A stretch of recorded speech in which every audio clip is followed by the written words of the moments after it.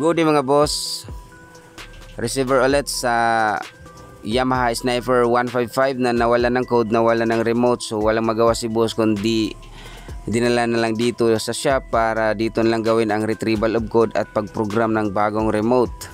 So sa mga tao dyan na nawala ng code, nawala ng remote, pwede kayong tumawag or mag-text sa number na nandun sa screen para mag-guide ko kayo kung saan nyo pwedeng ipadalain yung mga receiver kung sakaling hindi kayo taga Cebu, or mag-PM sa ating Facebook page sa Rems Fix Garage. So ayan, processing na po yung ating tools para ma-activate na natin ang bagong remote.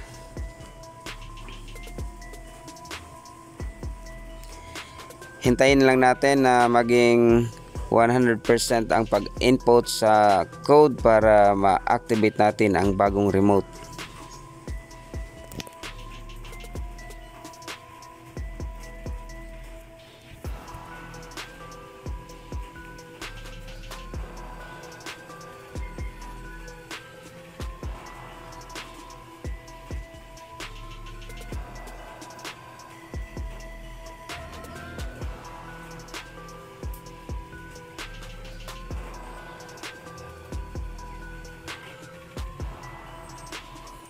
Alright, so nakita natin successful po yung pag-activate natin sa bagong remote.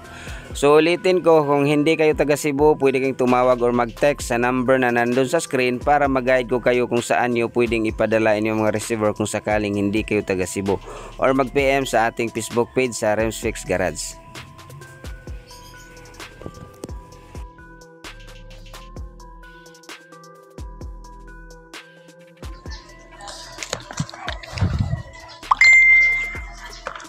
Salamat boss, naandar na gyud ang motor.